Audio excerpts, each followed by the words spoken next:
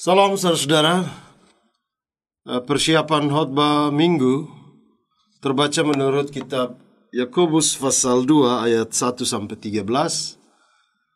Perikopnya berjudul Jangan Memandang Muka, dan tema yang diberikan bagi kita adalah kasih tidak diskriminatif. Nah, karena itu sebelum membahas bagian firman ini, mari kita berdoa. Ya Tuhan Yesus, pemilik segala kebenaran, kami taruh seluruh kekurangan dan keberdosaan kami di hadirat-Mu, memohon hati kasih-Mu menuntun kami, agar kami memperoleh jalan terbaik dalam mendalami firman-Mu, dan Engkau menolong kami dengan kehendak firman sesuai dengan apa yang Engkau mau bagi kami. Bersabdalah ya Tuhan, kami siap mendengar. Amin. Saudara, bagian pembacaan firman Tuhan Yakobus pasal 2 ayat 1 sampai 13 bisa kita baca, tapi juga bisa kami tampilkan di layar. Mari kita lihat teks ini dengan tema besarnya adalah kasih tidak diskriminatif. Nah, saudara-saudara, pada bagian pendahuluan kita lihat bahwa surat Yakobus ini adalah salah satu surat yang cukup menjadi kontroversi. Martin Luther, dia menyebut bahwa surat ini karena sangat Yudaisme bisa menjadi penghalang jalan anugerah. Bultmann, dia berkata tentang Yakobus dalam Theology of New Testament, dia bilang bahwa setiap pemahaman tentang situasi Kristen sebagai keantaraan kurang di sini. Jadi keantaraan itu dalam kaitan dengan apa yang dilakukan Yesus sebagai anugerah itu kurang di sini. Malah dia menuduh bahwa moralisme sinagoge telah masuk ke dalam bagian surat ini. Nah, ini pula yang sebenarnya menjadi titik soal, karena selalu jadi pembahasan ketika Paulus bilang bahwa iman sebagai satu-satunya sarana pembenaran. Justru dalam Yakobus dia menegaskan tentang bagaimana iman dan perbuatan harus berjalan bersama. Nah, supaya tidak terjadi salah paham, James Dunn misalnya dia menyimpulkan bahwa jelaslah dalam surat Yakobus ini tercermin kontroversi dalam Yudaisme antara aliran kekristenan Yahudi yang diwakili oleh Yakobus di Yerusalem di satu sisi, dan gereja-gereja Yahudi atau Kristen Yahudi Helenistik yang telah secara tegas dipengaruhi oleh Paulus. Nah, sebenarnya kita tidak mempertentangkan soal dalam kitab Yakobus. Karena itu James Dunn, dia ketika melihat teks Yakobus mengatakan untuk memahami surat Yakobus perlu memperhatikan tentang tiga karakter surat ini. Yang pertama, Yakobus prihatin dengan sikap gereja di Yerusalem yang terlampau menutup diri dan bisa jadi terlampau mengkultuskan dirinya sehingga lupa akan misi universalnya. Yang kedua, Yakobus hendak menunjukkan relasi yang kuat antara teologi Perjanjian Lama dan Injil, terutama cara pandang terhadap kehidupan berjemaat. Yang ketiga, Yakobus ingin menunjukkan nilai-nilai yang khas dari ajaran Yesus yang sejatinya menjadi kekuatan bagi gereja dalam mengembangkan misinya. Dengan demikian, sumbangsi dari kitab Yakobus adalah kita bisa menemukan satu kerangka berpikir yang sangat sistematis, terutama menjaga tradisi kitab itu sendiri yang ditulis dalam latar belakang Yahudi. Kemudian bagaimana tradisi ini didialogkan antara apa yang dilakukan Yesus, perkembangan Injil, dan kebutuhan jemaat-jemaat dan kekinian. Dalam teks ini misalnya ketika berbicara tentang orang miskin, maka kita tidak bisa lepaskan dari cara Yakobus memahami tradisi Ibrani. Kita tahu bahwa providensi atau pemeliharaan Allah atas orang-orang miskin begitu kuat di Israel. Dalam hukum moral, orang miskin selain anak yatim, janda, orang asing, budak harus dijaga dan tak boleh ditindas. Keluaran 22 ayat 21 sampai 27. Dalam hukum sipil perlu adanya kejelasan keadilan bagi orang miskin, Keluaran 23 ayat 6 sampai 11 dan peraturan panen, terutama hak-hak orang miskin yang tak boleh dipetik. Dan dalam hukum seremonial misalnya keringanan persembahan bagi orang miskin, Imamat 14 ayat 21. Cara pandang terhadap orang miskin bukan berarti mengkerdilkan peran orang kaya, namun lebih menjadi satu refleksi tentang peran gereja dan orang percaya terhadap orang miskin, karena begitu kuatnya Alkitab menjaga keberpihakan Allah dan Tuhan Yesus yang sangat kuat terhadap kaum miskin itu sendiri. Nah, bagaimana kita mengkaji teks ini? Saya bagi teks ini dalam 3 bagian besar. Yang pertama, ayat 1 sampai 4, Yakobus menjelaskan tentang apa itu iman. Yang kedua, kontribusi pemikiran Yakobus tentang kemiskinan, itu ayat 5 sampai 7. Dan yang ketiga, bagaimana pandangan Yakobus tentang kasih sebagai dasar gerakan orang percaya, ayat 8 sampai 13. Nah, kita lihat dan kita bahas bagian ini. Pertama, Yakobus menjelaskan tentang apa itu iman. Dalam ayat 1 sampai 4 itu kita bisa baca lebih detail. Yakobus mulai dengan rumusan sederhana. Iman itu tidak suka memandang muka, sebab begitulah yang Tuhan lakukan. Dia memilih Israel karena kasih-Nya, memilih satu bangsa kecil karena kasih-Nya.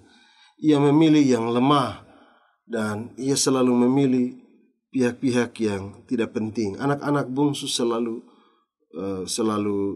didahulukan. Misalnya kita lihat pada bagaimana pemilihan Yakub, walaupun dia anak bungsu, pemilihan Daud anak bungsu, atau pemilihan terhadap Saul meskipun dia dari suku yang kecil Benyamin. Nampak bahwa Tuhan berpihak kepada orang miskin, anak yatim, janda, orang asing, dan budak. Dalam pelayanan Tuhan Yesus, dia memilih Lazarus si miskin dan memanggil murid-murid yang dianggap bodoh dari Galilea. Jadi, iman itu bukan hanya soal apa yang kita lihat, tetapi apa yang sudah dilakukan oleh Tuhan Yesus, dan itu menjadi satu keyakinan yang kontinu, terus-menerus menjadi perhatian gereja. Jika kita hanya terpaku pada apa yang tampak, maka orang miskin dari sisi penampilan tidak masuk dalam kategori yang menyukakan mata.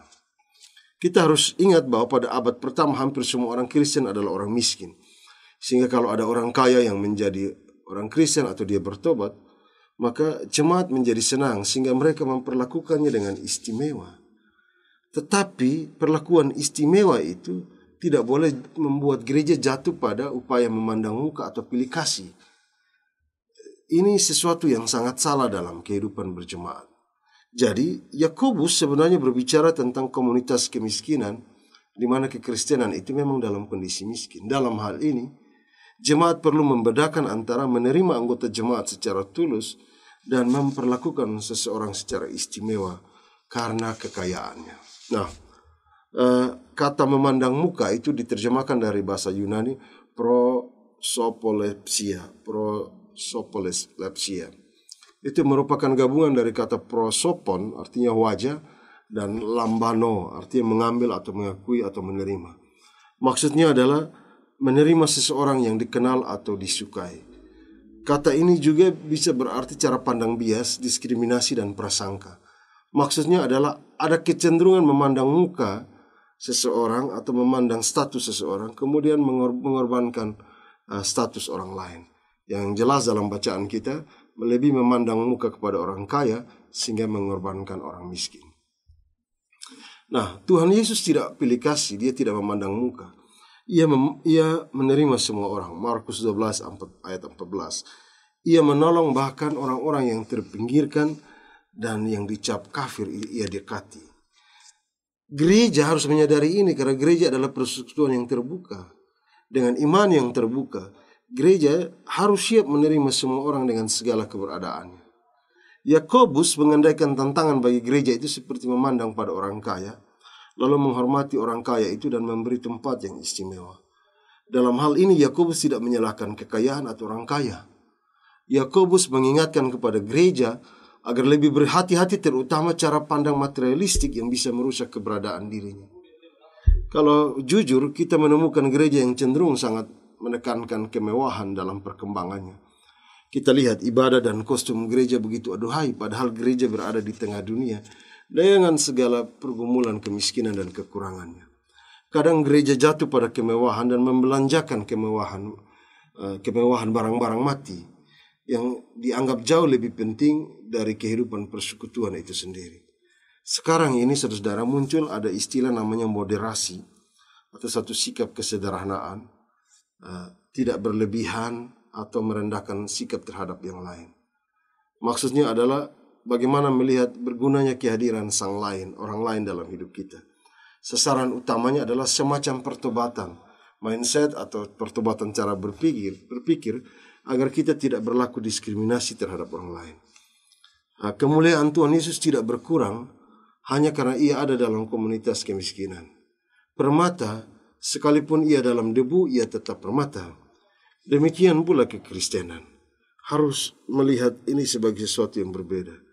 Ada seorang bilang begini, apa yang miskin menurut dunia, sesungguhnya itu adalah kekayaan bagi gereja. Saya ingat cerita tentang seorang bernama Laurentius. Itu ceritanya tentang sang koster di gereja. Ia hanya orang biasa yang setia membersihkan gereja, setia membersihkan alat-alat baptisan, alat perjamuan, dan pakaian imam. Hidupnya miskin namun kerjanya sangat kaya. Untuk menguji kesucian hatinya, pemimpin gereja sengaja menaruh uang kolektor di atas kursi. Saat ia membersihkan kursi dan melihat uang itu, ia bisa tergoda untuk mengambil karena waktu itu anaknya sedang sakit. Ia sendiri tidak punya uang, tetapi ia tidak mengambil uang itu. Dia tertunduk berdoa lalu berjalan menuju pemimpin gereja dan memberitahu bahwa ia menemukan beberapa koin uang di atas kursi. Sang pemimpin gereja tersenyum karena ketulusan hati sang koster. Nah, sekarang ujian terakhir harus sang koster hadapi. Pemimpin gereja meminta dia membawa harta gereja yang utama. Diceritakan bahwa dia mondar-mandir dalam gereja, hanya 3 jam dikasih waktu untuk dia menjawab. Dia melihat mimbar yang dihiasi emas, dia melihat lantai yang terbuat dilapisi marmer, dia melihat semua alat-alat baptisan yang dihiasi perak murni. Dia melewati semua ruangan di gereja dan dia kaget karena semua yang ada dalam gereja itu sangat mahal. Dia bingung untuk menjawab. Di tengah kebingungannya dia keluar dan menyiram bunga. Di depan pagar dia menemukan ada beberapa pengemis, orang-orang miskin sedang duduk. Dia memanggil mereka, membagi jatah kuenya. Kemudian dia membawa mereka ke dalam gereja. Di pintu gereja, pemimpin gereja bertanya, mana orang yang kau sebut sebagai yang harta paling berharga di gereja? Kemudian sang koster berkata, yang paling berharga di gereja inilah mereka. Pemimpin gereja kaget, kenapa harus pengemis ini menjadi yang paling berharga? Dia bilang begini, kemiskinan membuat wajah mereka polos dan bening. Kemiskinan dengan tidak ada apa-apanya, itu adalah cara terbaik untuk kita datang di hadirat Tuhan. Kita datang dengan keberadaan yang tidak ada apa-apanya. Sang pemimpin tersenyum dan meneteskan air mata. Bukankah iman kita harus polos dan bening kepada Bapa seperti orang-orang miskin yang hanya mengharapkan pengasihan dari orang lain, dan kita juga hanya berharap pengasihan dari Bapa? Apa yang menurut dunia ini paling miskin, justru itu menjadi yang paling kaya bagi gereja.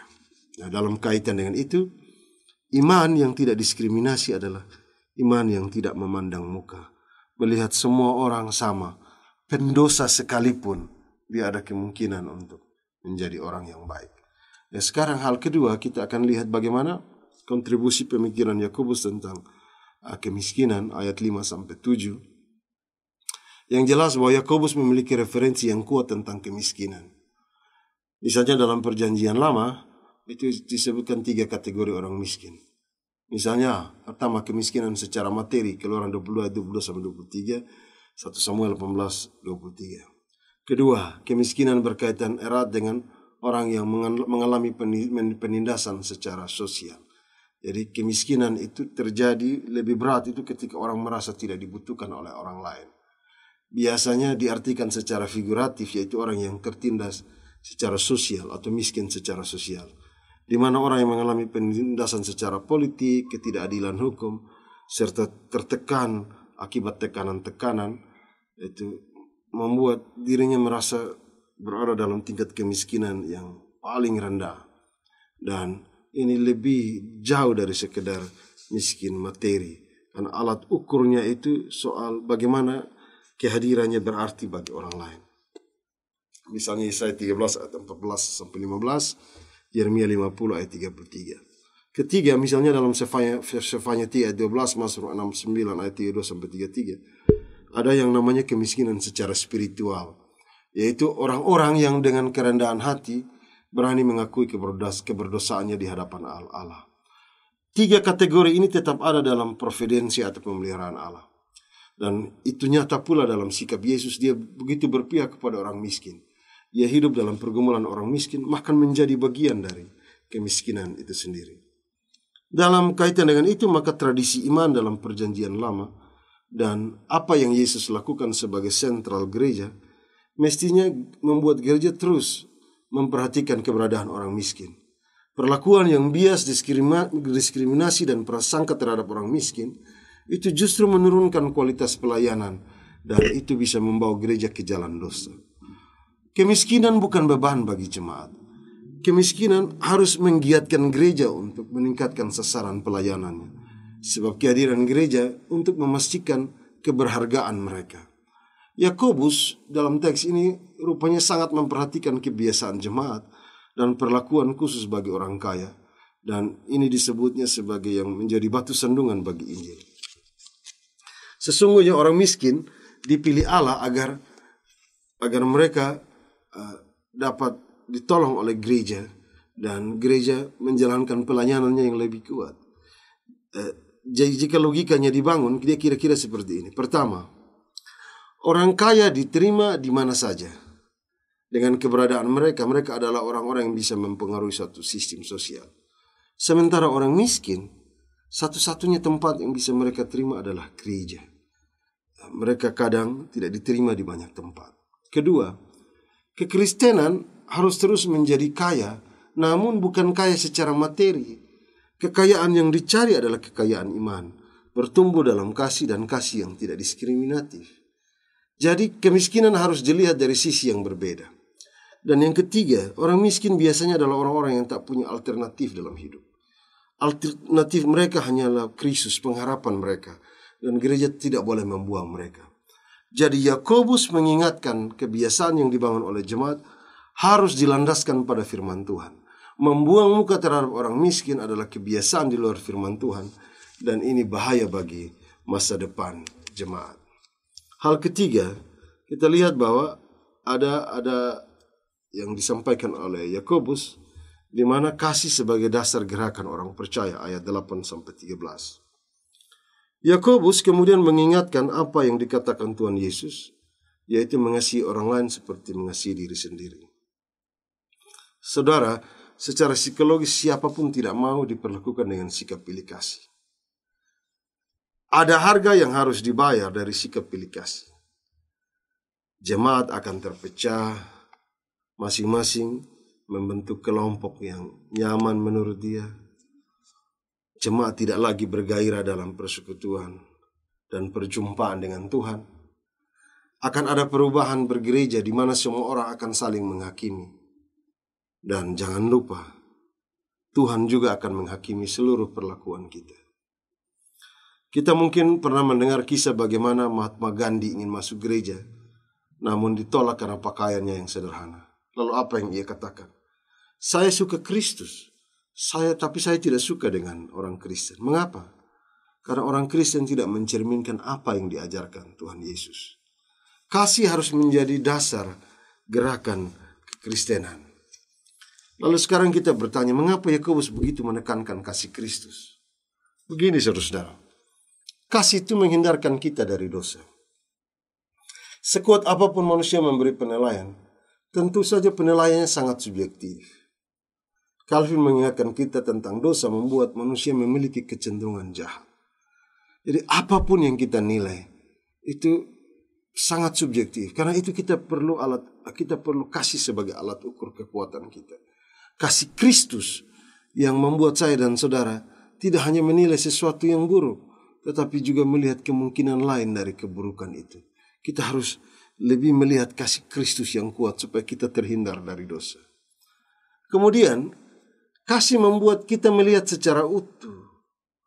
Memang harus kita hindari adalah tidak ada perbedaan dosa. Tidak ada dosa kecil, dosa sedang, dan dosa besar. Semua dosa, baik kecil, besar, atau sedang, semua tetap dosa.